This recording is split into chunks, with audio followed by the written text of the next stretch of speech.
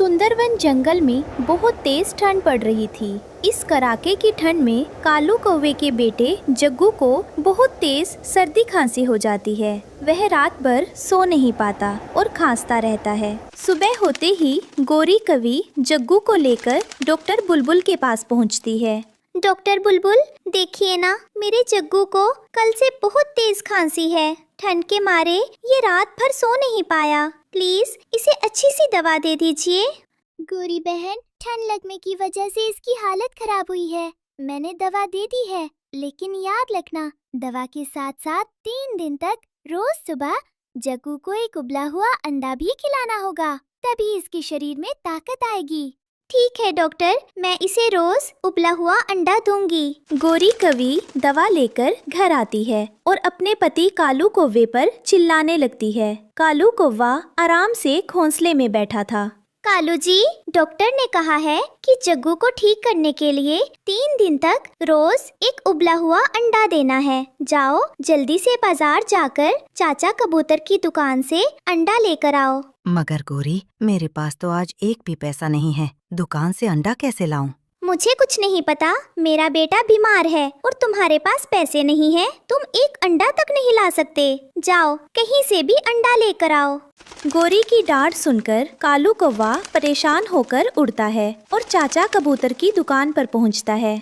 चाचा कबूतर, एक अंडा कितने का दिया? कौवे भाई, ठंड बढ़ने की वजह से अंडे बहुत महंगे हो गए हैं। एक अंडा पूरे 20 रुपए का है। 20 रुपए? ये तो बहुत महंगा है चाचा। मेरे पास अभी पैसे नहीं हैं। क्या मुझे एक अंडा उधार मिल सकता है? मैं कल पक्का पैसे दे जाऊंगा। नहीं कौवे, देखो मैंने बोर्ड पर साफ साफ लिखा है, उधार बंद है। मैं किसी को उधार नहीं देता। पैसे लाओ और अंडा ले जाओ। कालू कौवा निराश होकर वहाँ से उड़ जाता है। वह सोचने लगता है कि बिना अंडे के घर गया तो गोरी उसे बहुत डांटेगी। तभी उड़ते हुए उसकी नजर तोते के घोंसले पर पड़ती है। तोता उस समय घोंसले में नहीं था और वहाँ एक सुंदर सा अंडा रखा हुआ था। अगर मैं ये अंडा चुपके से चुरा लूं तो मेरा काम भी हो जाएगा, जग्गू भी ठीक हो जाएगा और गोरी की डांट भी नहीं सुननी पड़ेगी। कालू कौवा इधर उधर देखता है और मौका पाकर तोते का अंडा अपनी चोंच में दबाकर वहाँ से तेजी से भाग जाता है। वह घर पहुंचकर अंडा गोरी को दे देता है। अरे वाह, आप इतनी जल्दी अंडा ले भी आए। कहाँ से लाए? वो मैं चाचा कबूतर की दुकान से ही लाया हूँ। गोरी कवि जल्दी से अंडा उबालती है और जग्गू को खिला देती है। अंडा खाकर जग्गू को बहुत आराम मिलता है। उधर जब तोता नदी से पानी पीकर वापस अपने घोंसले में लौटता है तो वहाँ अंडा ना देखकर दंग रह जाता है। वह जोर जोर से रोने लगता है। हाय, मैं बर्बाद हो गया। मेरा अंडा कहाँ गया?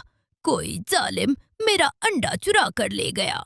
तोता रोता हुआ सीधे रानो चिड़िया के पास जाता है। रानो चिड़िया जंगल की सबसे समझदार और मददगार चिड़िया थी। क्या हुआ तोते भैया, आप इस तरह रो क्यों रहे हो? रानू बहन, मैं थोड़ी देर के लिए नदी पर पानी पीने गया था। जब वापस आया तो मेरा अंडा गायब था। हमारे जंगल में कोई अंडा चोर आ गया है। हमारे जंगल में तो आज तक कभी चोरी नहीं हुई। आप चिंता मत करो तोते भैया, मैं उस चोर को जरूर पकड़ूंगी। कालू कौवे को चोरी का यह रास्ता बहुत आसान लगने लगा था। अगले दिन वह फिर उड़ता है और एक दूसरे पक्षी के घोंसले से एक और अंडा चुरा लाता है। उधर गोरी कवि रानू चिड़िया के पास आकर घमंड से बातें करने लगती है। पता है रानू, मेरा जग्गू अब काफी ठीक है। मैं उसे समय पर दवा भी दे रही हूँ और कल से रोज सुबह उबला हुआ अंडा भी खिला रही हूँ। उबला हुआ अंडा? पर कल ही तो मिट्ठू तोता कह रहा था कि कालू के पास दवा के भी पैसे नहीं थे। फिर कालू रोज रोज महंगे अंडे कहाँ से खरीद रहा है? दाल में कुछ काला जरूर है। रानू चिड़िया का शक पक्का हो जाता है। वह सच जानने के लिए तुरंत उड़कर चाचा कबूतर की दुकान पर जाती है। चाचा कबूतर, क्या कालू कौवा आपसे रोज अंडे खरीद कर ले जा रहा है? अरे कहाँ रानू बहन, कालू तो कल आया था, लेकिन अंडे का भाव सुनकर डर गया। उसके पास पैसे नहीं थे, इसलिए वो बिना अंडा लिए ही वापस चला गया था। उसने मुझसे कोई अंडा नहीं खरीदा। इसका मतलब मेरा शक बिल्कुल सही था। वो कालू कौवा ही चोर है जो बाजार से अंडा खरीदने के बजाय गरीब पक्षियों के घोंसले उजाड़ रहा है। मुझे उसे रंगे हाथों पकड़ना होगा। अगले दिन सुबह रानू चिड़िया छुपकर कालू कौवे के घोंसले पर नजर रखती है। जैसे ही कालू कौवा उड़कर बाहर निकलता है, रानू चिड़िया पत्तों के पीछे छुपकर चुपके चुपके उसके पीछे जाने लगती है। कालू कौवा पूरे जंगल में चक्कर लगाता है और अंत में वो सीधे रानू चिड़िया के ही घोंसले की तरफ मुड़ जाता है। आज तो मैं अपने जग्गू बेटे के लिए इस रानू चिड़िया का ही अंडा चुरा कर ले जाऊंगा। इसका अंडा बहुत बड़ा और अच्छा है। कालू कौवा रानू के घोंसले में बैठता है। वो इधर उधर देखता है और जैसे ही रानू का अंडा अपनी चोंच में पकड़ने की कोशिश करता है, रानू चिड़िया अचानक पीछे से आ जाती है। रुको, हाथ मत लगाना मेरे अंडे को। शर्म नहीं आती तुम्हें कालू कौवे? दूसरों का घोंसला उजाड़ते हुए जरा भी तरस नहीं आया? रानू बहन, मैं तो बस देख रहा था कि अंडे से बच्चा निकला या नहीं। मैंने चोरी नहीं की। ची ची ची, आओ सब पक्षियों आओ, देखो हमारे जंगल का अंडा चोर मिल गया है। ये कालू कौवा ही चोर है। रानू चिड़िया की आवाज सुनकर तोता और जंगल के बाकी सभी पक्षी वहां पहुंच जाते हैं। तोता कालू कौवे को देखकर गुस्से से लाल पीला हो जाता है। अच्छा, तो मेरा मासूम अंडा तुमने ही चुराया था।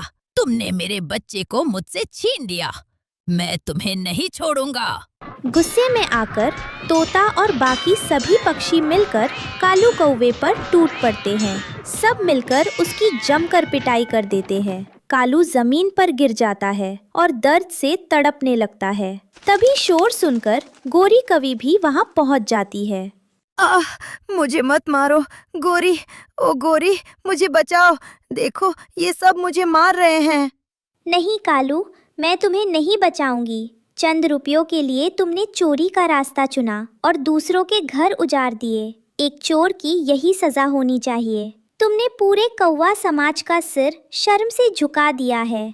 कालू कौवे को चोरी करने का बहुत ही भयानक और दर्दनाक सबक मिलता है। वो कान पकड़कर सबके सामने रोते हुए माफी मांगता है और कसम खाता है कि वो कभी किसी की चीज नहीं चुराएगा। जंगल के सभी पक्षी अब सुरक्षित हो जाते हैं और शांति से रहने लगते हैं। इस कहानी से हमें सीख मिलती है कि चोरी करना बहुत बड़ी बुराई और पाप है। हमारी मजबूरी चाहे कितनी भी बड़ी क्यों ना हो, हमें कभी भी किसी दूसरे की चीज या हक नहीं छीनना चाहिए, क्योंकि गलत काम का अंजाम हमेशा बहुत बुरा होता है।